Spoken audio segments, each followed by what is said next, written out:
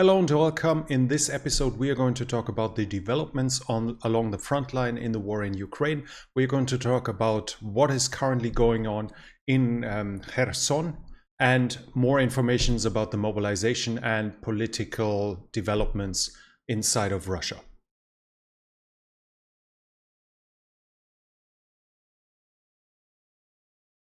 Now, what we have here is generally first let's start with the general situation. The deputy chief of the main operational departments of the Ukrainian General Staff, Brigadier General Oleksiy Romov, has talked about an increasing danger from a Belarusian attack into Ukraine.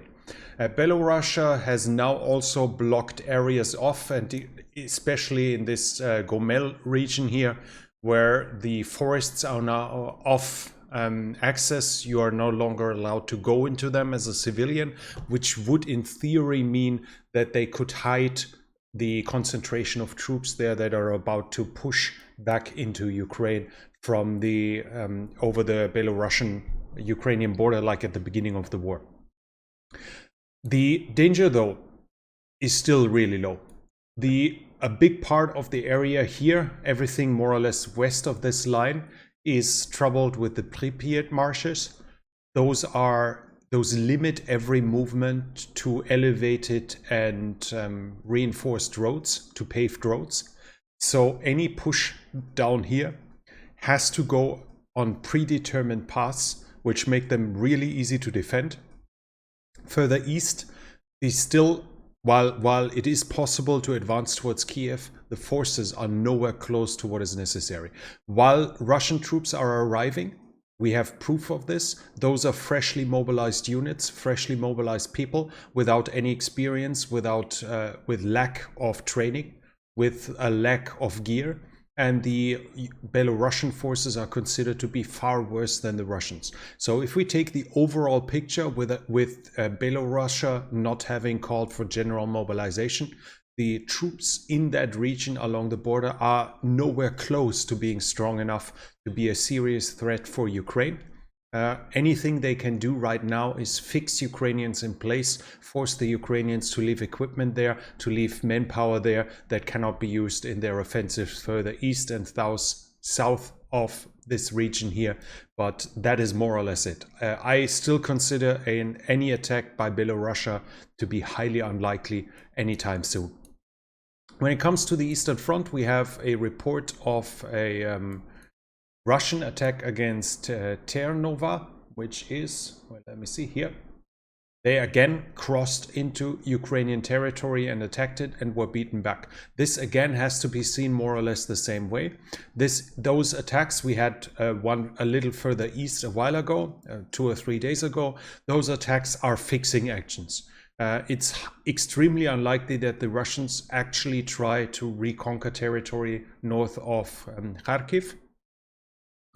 What they are doing here is force the Ukrainians to leave troops in place so they can't use them anywhere else by crossing the border, by entering Ukrainian territory and forcing the Ukrainians to push them back. Further east along the front line, we now have indications that the Russians might actually have reconquered a little bit of territory in a tactical counterattack in the direction of Dvorichna. What exactly was conquered here is unclear. They have claimed to have reached those towns, but I have no visual proof of this yet, but it might be that they actually gained some ground here. Other than that, we have continuous reports along the front line, more or less between Svatove and Kremina. So this area here, more or less, is where continuously battles are happening without much movement on the front, though. The Russians managed to more or less stabilize the front line here after their collapse west of the Oskil River. This is now more or less stabilized at this very moment. The Russians are saying the Ukrainians are still trying to cross the Zerebets, the river here, that is running up here north, more or less along the front line. And this This is being reported for probably 2 weeks by now. So nothing has changed here as well. The Ukrainians still seem to have an interest of pushing forward at this very moment, and the Russians are claiming they are defeating their attacks most of the time. We have reports about fighting close to Torske, close, whatever that might be. This map here, which is not the most accurate one, would say the Russians are like 6 kilometers away, which I guess is close, so that might actually be the case. And further south, we have reports about a failed Russian attack on Bilohorivka. Here, the Ukrainians have defeated this one, and the Ukrainian General Staff is also saying that they defeated an attack on Solotarivka, which is here. So according to the Ukrainian General Staff, if the Russians attack in that direction on that town should be in Ukrainian hands. So it might be that the Ukrainian control is actually slightly larger here than is shown on that very map. Further south, we have the continuous attacks in more or less as it goes from Soledar down to Marinka. Continuously, we have reports of attacks, mostly in the direction of Bakhmut. Here we have reports that they might have conquered something south of Optune, which allows them access on the lines of communication here. There are some claims like this, but if you check it on the map and on a topographic map, it should not be possible to shoot this area here, as there are hills in between that are higher than anything that is here.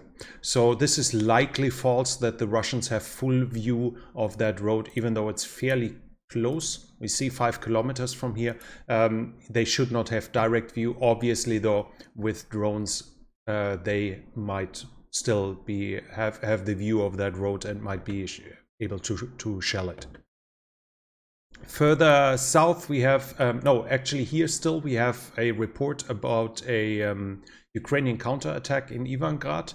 It's unclear yet whether they've fully recaptured it, but we have reports that the Ukrainians counterattacked into that town, which is obviously important for the defense of Bakhmut itself. We further have reports about fighting on the outskirts of Bakhmut, but while some Russian sources claim they're already in the center of Bakhmut, there is no proof whatsoever of it. So this seems to be highly likely to be false at this very moment.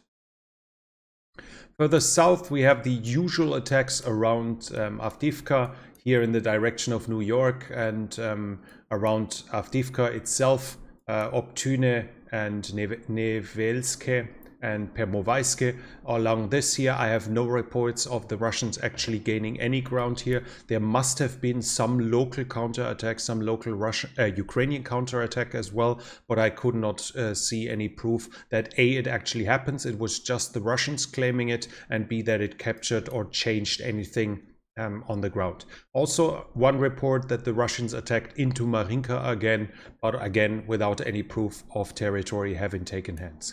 When it comes to the southern front, it is actually surprisingly quiet.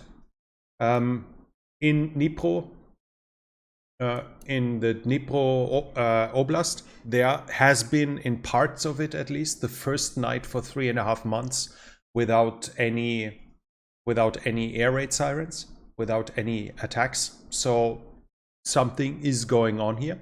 There are rumors that the Russians are withdrawing and thus pull back their artillery, and there's actually currently rumors that the Russians are withdrawing from the nuclear power plant in Zaporizhzhia south, which is as of now only rumors. I am not able to confirm it yet. When it comes to Kherson, we have the usual reports about attacks on lines of communication, on logistics centers, on command centers, on strong points, on ferries, on pontoon bridges, etc. The Ukrainians are now saying that the dam in Novakakhovka has been mined. The Ukrainian president said that Ukrainian workers reported this, and that it's more or less, that would mean it's being prepared to be blown up. Right now, we can already say, I made a separate video of it, which is on the channel. You can you will be able to say from the moment it is being blown up which side is responsible, because the Russians are claiming themselves that the Ukrainians want to blow up the dam.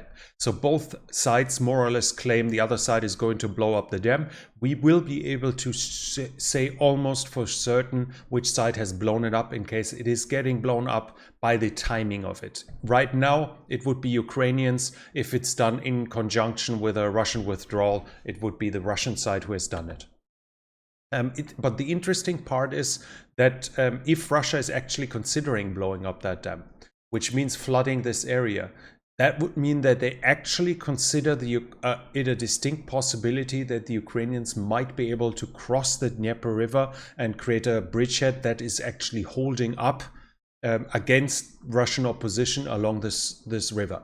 In past videos, I said, and in Q&As, I said that it's extremely difficult, an operation like this, to cross a river this wide against a prepared opponent, a prepared and determined opponent.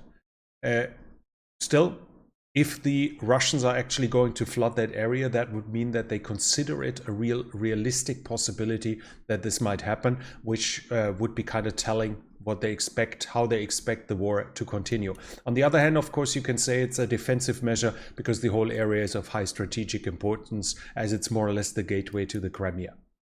Still, we have one video here of the consequences where you can see it's from the Russian side what a flooding would mean. So it would mostly flood the eastern side of the Dnieper. This here is still on both sides is Russian held, but in case they blow up, the dam is blown up, it would mostly flood the left bank of the river, but also some areas of Kherson city and everything that's down here, and would obviously cause havoc in these regions.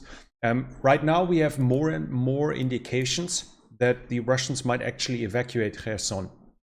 Right now it's unclear how much of it is military evacuation, and the pro-Ukrainian sources say that a massive movement of plundered goods and vehicles are crossing the river. Among that, in particular, for instance, was mentioned that the Russians plundered a fire station and are stealing the fire trucks and moving them over the river. The Southern Operational Command of the Ukrainians is saying that the Russians themselves, the armed forces, have started with the evacuation and are starting to transfer material and troops over the river. Brigadier General Oleksiy Romov, yeah, he's the guy, he's from the General Staff. I mentioned him initially.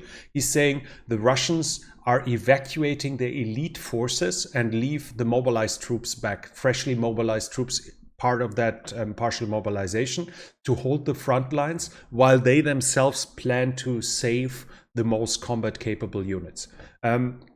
If this is actually true, it's going to be interesting to see how the Russians want to hold that front line.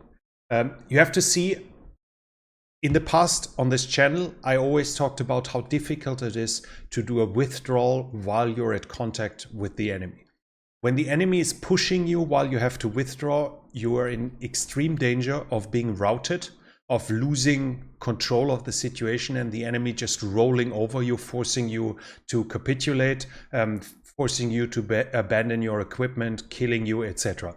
So this is an extremely challenging operation, one of the most challenging operations in the military, to achieve a successful withdrawal while being in contact with the enemy.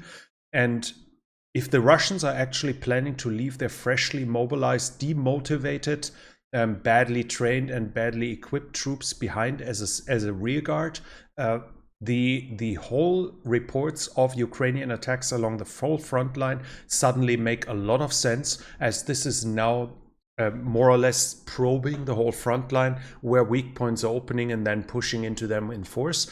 Because the very moment this is happening, the troops are leaving, others are left behind, the whole front line becomes brittle, and if in that moment you manage to push through, you can collapse the whole thing and cause tremendous damage.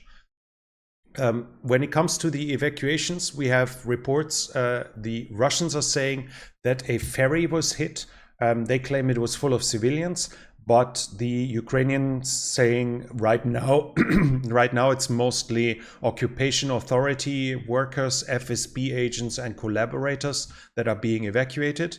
The Southern Operational Command is also saying that the Russians are using civilians as human shields for military convoys to evacuate them, to force the Ukrainians to either not attack those convoys or to kill their own countrymen to attack the Russian military. In case this is true, and obviously so far we mostly have the word from the Ukrainian military, where I always remind my viewers that this is an active war participant who obviously has a vested interest in shaping the informational battlefield in its own interest. But if this is true, it would be one additional war crime in a very long list that is growing steadily when it comes to Russian war crimes.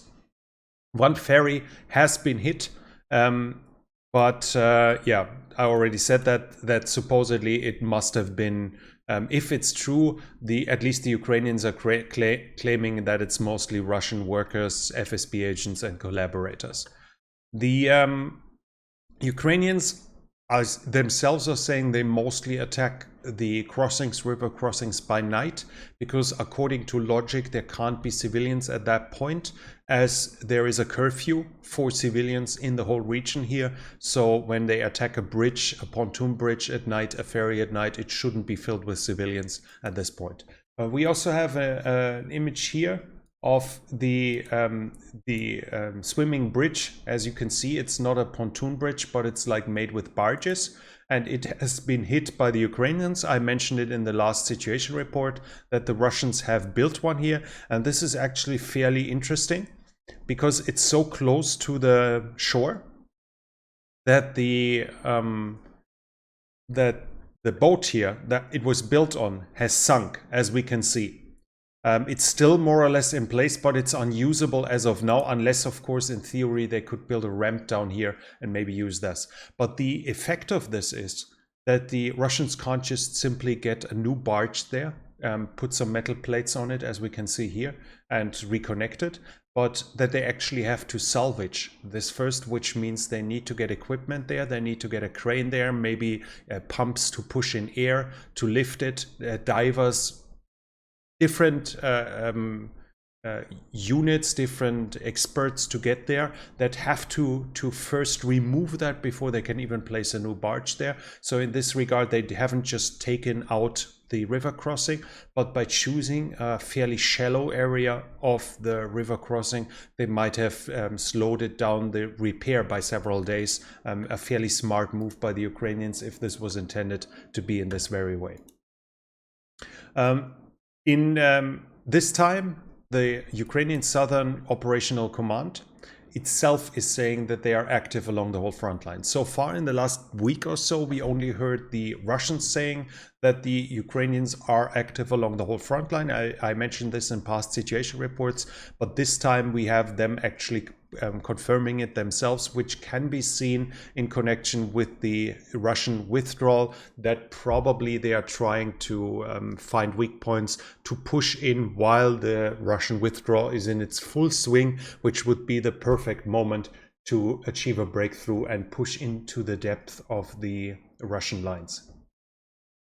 The Ukrainians are also saying the Russians are still doing fortification works, entrenchments, and they are still mining the whole areas to slow down or to stop Ukrainian advances. According to Brigadier General Alexei Romov, who I mentioned is the deputy chief of the main operational department of the Ukrainian General Staff, according to him, there are up to 45 battalion tactical groups in Kherson. Now, this is not clear where in Kherson he means. That could be the whole oblast. That could be theoretically the city, which is unlikely. So it's probably in that whole area. There are 45 of it, which the majority should be on the other side of the river, so facing the Ukrainians. And more or less, this is 1/3 of the Russian combat power concentrated in this one area, which shows how massively impactful either blowing up the dam here would be, or a breakthrough and a complete collapse of the front without the Russians being able to evacuate the majority of their troops at first. This is a massive concentration, which is now, as they haven't been pulled back over the river in time, which is now in serious danger. And what we are seeing right now is probably the new Russian commander doing following what is forced by the reality that he's likely withdrawing the Russian troops right now, which would then give the Ukrainians hope to control Kherson city within a few weeks, or at least until Christmas, more or less. Other than that, the Russians are saying the Ukrainians have been successful in reaching Sukhanove, which is here, but they have been stopped. And they say Piatkati here has been, or Piatkhati, I think. Piatikhatki, I think, is conquered by the Ukrainians. That's it on the front line. So I would still say the Ukrainians have the upper hand, have the initiative. This front line here in Kherson is about to collapse. The Russians themselves expect a Ukrainian offensive in the south. They are talking about it for weeks now, of Ukrainian troop concentrations along between more or less Marinka and what is it called here? Not Siversk, more or less this Spirne and Marinka. There are usually Russian attacks along the whole front line without achieving too much. The front line here in the north has for the moment kind of stabilized, but in overall the Russians are also talking about Ukrainian troop concentrations, which supposedly get ready for the next assault further east. In general, we can see the Ukrainians seem to still have the strategic initiative, and should they actually capture Kherson in the next coming weeks, then this would be their biggest success as of yet, as this would be a strategic win in compared to any other success they had. This is something that makes the Russians lose a position that they have hardly any chance of ever recapturing, which denies them strategic war goals by controlling the Black Sea coast of the Ukrainian state. Let's switch to the mobilization. We have further news about continuously the mobilization still is troubled with chaos. We have continuously coming reports of people being called up that explicitly have been excluded before, as due to their work, as due to their education, etc. Also from Moscow, we still have reports about people being called up despite the mayor saying that mobilization has ended, despite the Ministry of Defense even confirming it. Also, we have reports about Belarus, that the Belarusian government is arresting Russian men that are fleeing mobilization and don't let them leave the country anymore, and probably are going to extradite them towards Russia to face punishment. We have continuous reports about bad or even non-existent equipment on the troops, and there are actually reports coming from the Russian mobilized forces that a lot of the times they actually lack food and water, even basic food and water, let alone talking about special equipment. There's reports from the Ukrainian side about a prisoner of war they had taken, a Wagner mercenary, and he said that his unit was already wiped out 3/4 before by being killed. They don't receive any training and are just being pushed towards the Ukrainians, and Russian soldiers are behind them and execute everyone who doesn't want to fight. When it comes to politics, we have report about Putin signing a decree that that creates a Russian Council for Cooperation, which is meant to force to make the executive branches of the federal government and of the regions to work closer together. This, as well as the mobilization, as well as the threat of a detonation in the Novakhovka dam, as well as his annexations, all of this are signs that Putin is not willing to back down, is not willing to accept a compromise peace, to give in Ukrainians' demands to any degree whatsoever. All of those are clear signs that Putin wants to continue this war until its final victory. So this is something that in the West should be acknowledged, that this war will very likely continue not just into 2023, but might even continue further than that. Russia is now also starting to prevent Ukrainian citizens from leaving the country. This is an indication, again, when we talked about the deportations in the past, that it seems to aim now at assimilating those, maybe even forced recruitment, as a lot of the Ukrainians inside of Russia will be from the annexed regions. And according to Russian understanding, according to Russian law, we always need to emphasize that while Russia has annexed these regions and can now, in quotation marks, legally do something, that doesn't mean the international community actually accepts these as legal measures. So according to Russian understanding, this is Russia now. Those 4 provinces here are Russia now as well. And in them, the Ukrainian citizens can now be recruited into the armed forces. So making sure they can't leave Russian territory anymore should be seen in this context. We also have one very bizarre video here. Let me turn off the music.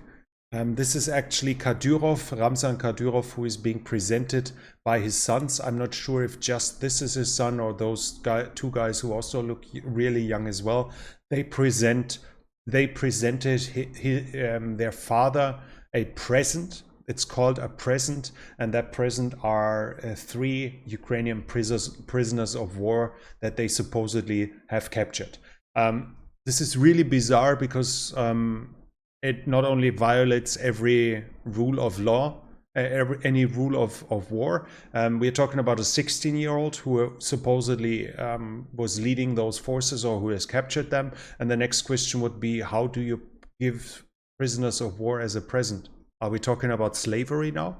Are they going to be enslaved by Kadyrov as his personal property?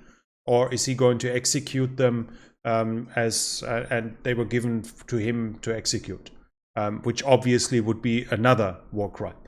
Now, all of this obviously is highly bizarre and highly problematic, as it's indicating more and more war crimes that are happening right now.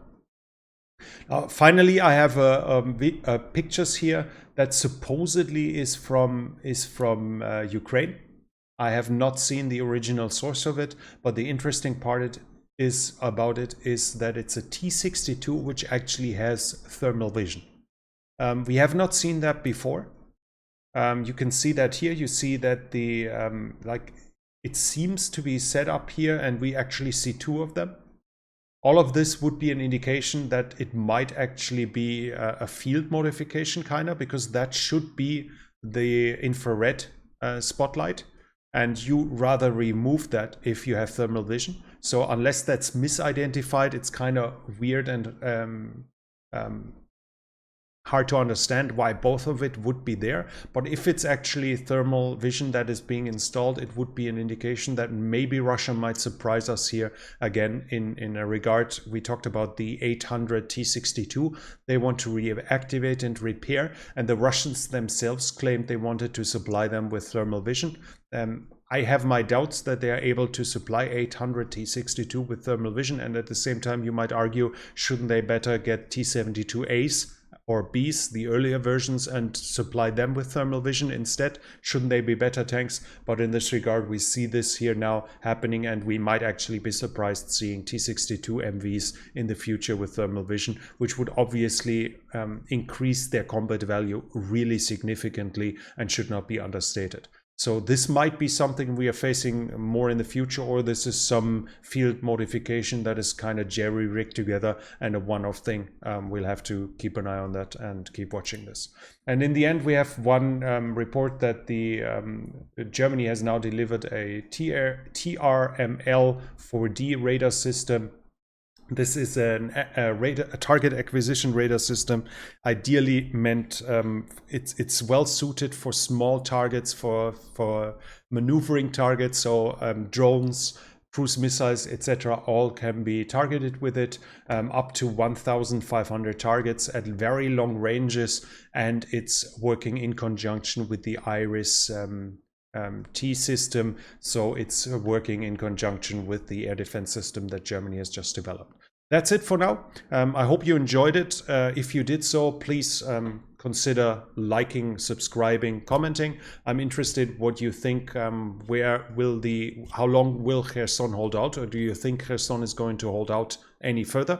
Do you think the Russians can actually keep that side of the river? And this channel is only possible because of the support from viewers like you. So if you want to support the channel, thank you so much for that. And you find the options to do so in the descriptions. And at this point, I want to express my heartfelt thank you to everyone who's already supporting this channel. That's it for now. Don't forget to subscribe, recommend the channel to your friends and acquaintances, and hit the bell button so you don't miss future videos. That's it from me for this moment. Thank you for your time, and I'll be back.